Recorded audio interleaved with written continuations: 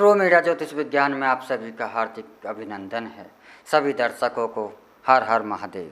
भगवान भोलेनाथ आपकी सभी मनोकामनाएं पूर्ण करें। आज हम बात कर रहे हैं कि हनुमान चालीसा या शिव चालीसा हो या गायत्री चालीसा हो, विष्णु चालीसा हो, कोई सी भी चालीसा हो आप पढ़ते हैं तो यह सावधानी अवश्य ही रखें। बहुत से लोगों के अंदर क्या आदत होती है कि वह एक साथ ही हनुमान चालीसा पढ़ रहे हैं, उसी के साथ बजरंग बाण भी पढ़ रहे हैं, उसी के साथ सुंदरकांड भी कर रहे हैं, उसी के साथ शिव चालीसा भी पढ़ रहे हैं, गायत्री चालीसा भी पढ़ रहे हैं और फिर कहते हैं कि हम इतनी कठोर भगवान शिव की पूजा करते हैं, भगवान के हम इतनी पूजा करते हैं, पाठ करते हैं, लेकिन हमें सफलता नहीं मिलती। मैं यह कार्य भी करता हूँ, मैं यह कार्य भी करता हूँ। तो एक साथ अगर आप कोई भी कार्य कर रहे हैं तो क्या आपको सफलता मिल जाएगी? सफलता तो एक भी मिल जाएगी। आप अगर कोई चालीसा पढ़ते हैं और उसके बाद दूसरा कुछ करते हैं तो यहाँ पर आपको एक विशेष ध्यान रखना है कि उनके बीच में थोड़ा सा विराम होना चाहिए, थोड़ा सा गैप होना चाहिए, एक कतार में नहीं घूमते रहना चाहिए। जैसे एक उदाहरण देता हूँ कि जब आप पीपल की या बड़ की या कुछ किसी की भी परिक्रमा करते हैं, किसी भी देव स्थान की परिक्रमा करते हैं, तो अपने हाथ में आप कुछ भी ले लेते हैं, मिश्री ले लेते हैं या कुछ और भी चीज़ ले लेते हैं।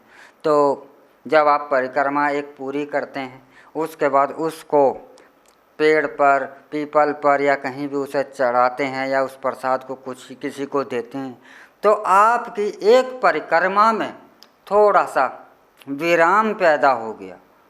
अगर यह विराम पैदा, यही तो आपको सब कुछ करवाएगा। अगर यह विराम ना हो तो आप क्या है, घूम रहे हैं, उसके चक्कर ही लगाते रह जाएंगे, आपको कुछ हासिल ही नहीं होगा। तो आप अगर हनुमान चालीसा कर रहे हैं तो उसके बाद थोड़ा सा विराम दिया जाता है, तब ही वह कार्य सिद्ध होता है। अक्सर देखा होगा कि अगर कोई हनुमान चालीसा करते हैं, उसके आरती करते हैं, तो आरती के समय मध्य में थोड़ा सा विराम स्वयं ही प्राकृतिक रूप से हमारी पूजा अर्चना के कारण मिल जाता है कि वह कि हम जो भी जोत है आरती के लिए उस थाल को हम जलाते हैं, प्रज्वलित अग्नि को करते हैं और उनकी आराधना करते हैं, तो उसमें एक विराम हो गया। तो चालीसा में और हनुमान जी की आरती में एक विराम हुआ। यह विराम अवश्य ही आपको इसका ध्यान रखना चाहिए। अगर आप हनुमान चालीसा कर रहे हैं उसके बाद ही आप कंटिन्यू शिव चालीसा करेंगे तो आप परिक्रमा की तरह से नहीं चक्कर लगा रहे हो, परिक्रमा नहीं कर रहे हैं क्योंकि विराम है। तो हनुमान चालीसा के बाद आप शिव चालीसा ही कर रहे हैं तो उसमें थोड़ा सा विराम देते हैं। और यही विराम जो है, थोड़ा सा समय का जो विराम है, यही आपको ध्यान रखना है।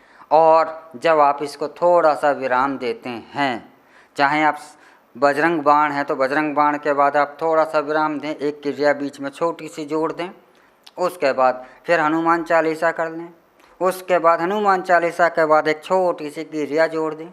यह मैं हनुमान जी के लिए नहीं, सभी देवताओं के लिए कह रहा हूँ। तो उसके बाद एक छोटी सी क्रिया कर लें, उसके बाद चाहे आप सुंदरकांड कर लें, उसके बाद आप आरती कर लें, लेकिन इनमें छोटा छोटा सा विराम, यह आपकी उपासना को, पूजा को अवश्य ही बलशाली बना देता है। अगर आप कंटिन्यूज ही करते जा रहे हैं तो उससे आपको लाभ की बजाय लाभ नहीं होगा, होगा भी तो बहुत थोड़ा सा होगा, लेकिन लाभ नहीं होगा, श्रम ज़्यादा होगा और फल इतना कुछ नहीं मिलेगा। क्योंकि आप तो एक पीपल पेड़ की परिक्रमा जो है, परिक्रमा में आप एक रुक नहीं रहे हैं, तो आप तो चक्कर लगा रहे हैं। तो बस इसी चक्कर में आप घूमते रहेंगे, घूमते रहेंगे।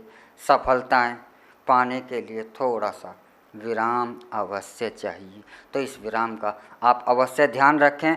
आप हनुमान चालीसा या कोई भी पाठ कर रहे हैं तो इसमें इस विराम का आपको अवश्य ही ध्यान रखना है। चाहे आप किसी देवता की परिक्रमा ही कर रहे हैं कि एक परिक्रमा के बाद थोड़ा सा विराम, चाहे वह आपका किसी को कुछ चढ़ाना ही है, पीपल की परिक्रमा, जैसे आप पीपल पर ही मिश्री ही आपके पास है तो मिश्री ही आपने पीपल देव को अर्पित कर दी तो उसमें विराम मिल गया, फिर दूसरा शुरू हो गया, दूसरा चक्र शुरू हो गया, पहला समाप्त हो। लेकिन जब आप ऐसा कुछ विराम नहीं लेते हैं तो वह पहला ही समाप्त नहीं होता तो दूसरा चक्र शुरू ही कहाँ हुआ है।